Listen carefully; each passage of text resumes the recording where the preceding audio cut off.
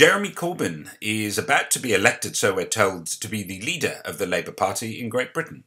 Jewish Chronicle newspaper has some concerns about this and have put up 7 questions for Jeremy to answer. So far, a resounding silence has come back. But nevertheless, the Jewish Chronicle believes that the Jewish community has a great deal to be concerned about should Jeremy be elected. And that's mainly around his relationships with some perhaps anti-Semitic individuals and some very disturbing friendships with some Hamas and Hezbollah groups. So let's just look at some of the comments made in a recent interview in Channel 4, and perhaps you can judge for yourself. Why did you call Hamas and Hezbollah your friends?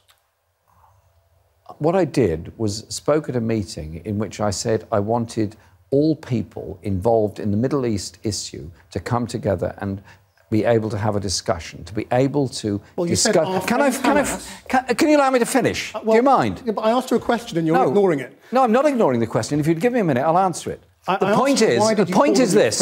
Listen for a minute, if you don't mind. I spoke at a meeting about the Middle East crisis in Parliament. And there were people there from Hezbollah, and I said I welcomed our friends from Hezbollah to have a discussion and a debate. And I said I wanted Hamas to be part of that debate. I have met Hamas in Lebanon, and I've met Hezbollah in this country in Lebanon. I've also met... So are they your friends or not? Can I finish?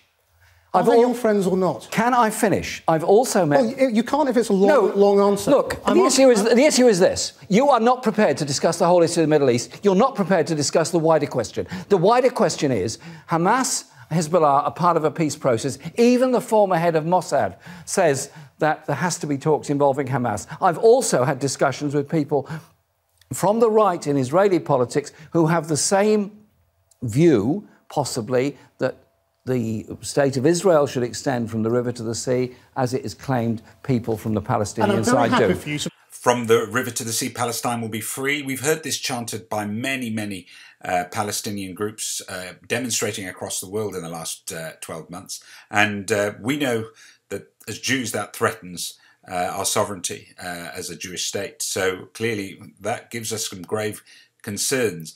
But has Jeremy really answered the question around friendship? What does he mean to Hamas and Hezbollah? What is the basis of his friendship? Is he to be trusted? You use these words, friends. Now, are you saying they're not your friends?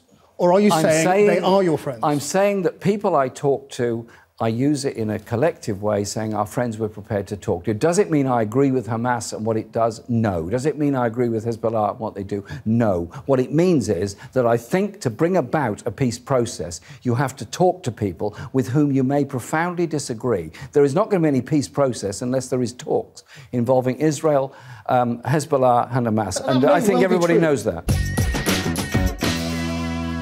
Yeah, the world must be pretty down on Israel at the moment with the Israel-Palestinian crisis. Why don't we put on a really great PR exercise by showing the world what a great beach culture we have over in Tel Aviv, and why not bring it to one of the most open and generous cities in the world, Paris, and set up an inland beach on the banks of the River Seine? Well, a small Parisian beach party celebrating Israeli culture. Not such a great idea after all, although the concept of having DJs, food stalls in the sunshine, yeah, looked good to begin with, but I don't know, the security just reminds us of things, well, we really wanted to forget. And of course the opportunity for pro-Palestinians to move in, ideal. And they were saying that it condones Israeli policies. Well, it wasn't. But it looked pretty awful.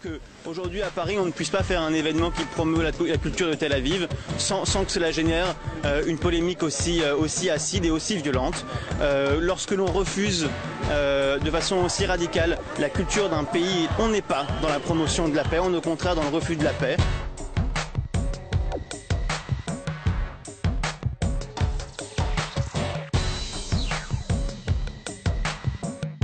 Cela fait partie du dispositif de propagande israélien que d'essayer de montrer un Israël autre que les bombes, les soldats, les checkpoints, etc., etc.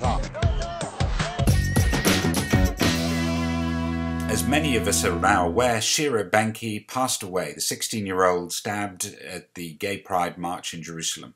And it left the whole Jewish community stunned and shocked and saddened that one of our own could take one of our own in such a public and gruesome way. This week I found a video very moving and touching where people generously from all over the world just came online, just as I'm doing to you today, expressing how they felt. My name is Rachel, and we're sending lots of love and solidarity from Los Angeles. I don't know any of these people, and yet I feel I know all of them. You're loved, and you're wanted, and you belong. Atem ahovim, atem shayachim. Whatever their brand of Judaism, they all want Jews to live together in peace and without prejudice. We must hold our traditions humbly. Be like Moshe Rabbeinu. Jerusalem is a welcoming city, and I express my solidarity with those who march today, and I welcome them to return and march in peace. Senseless violence stains Jerusalem irreversibly, and we all must condemn such indignity. We're thinking of you, we stand with you, and we love you. But is love enough? Because there are many of us who are angry that there are those in the community who have been allowed to act in this way. That is unacceptable. The time has come to not merely condemn such acts of vicious hatred, but to uproot them completely from our community. I hope and pray that the Jewish people, in all its diversity, all the spectrum of religious and secular life, find a place of ahava and not sin'ah, love and not hate.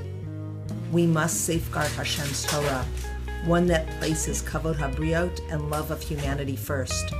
Lo tirtzach, do not kill. It's unacceptable. We cannot accept that. It's Tu B'Av, the festival of love, and we should understand our own religion. This is 10 commandments and love thy neighbor, all thy neighbors. The Torah is about love. Please, don't make it about hate. I think Judaism views all people as sacred and having equal dignity, and that we need to make that vision a reality in our communities today. But the kind of hate we saw in Yerushalayim is Chilul Hashem. May we know more quickly the day when the first thing that everyone sees in another person is the image of God.